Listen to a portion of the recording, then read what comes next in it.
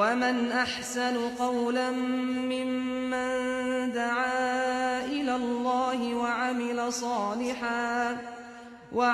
صالحا وقال إنني من المسلمين.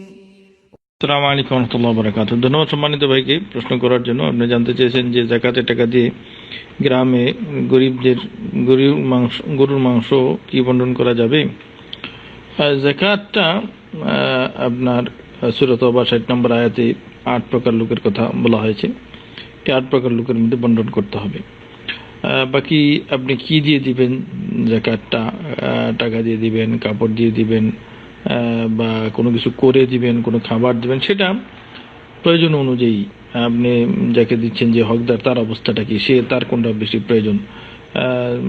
কিছু মাংস দিলে, মাংস বন্টন করলে তার উপস্থিত হয়তো এটা প্রয়োজন মিটলো, সেটা হতে পারে, কিন্তু আপনার এটাই একমাত্র মাধ্যম তা নয়।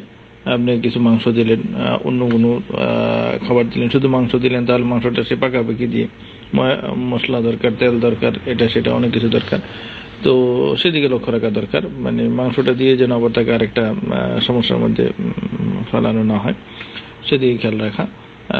আরও যেই জিনিসগুলো দরকার মাংস পাকাতে গিয়ে, সেটাও আপনি তাকে দিলেন, সেটা হতে পারে।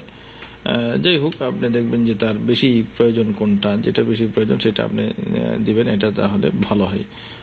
শুধু মাংস দিলে হয়তো একবেলা সে খেলো, বা এরপরে তার আরো প্রয়োজন থেকে গেল, তো তার প্রয়োজন কোনটা বেশি সেটা লক্ষ্য রেখে তাকে দেওয়া, এটা সবচেয়ে ভালো।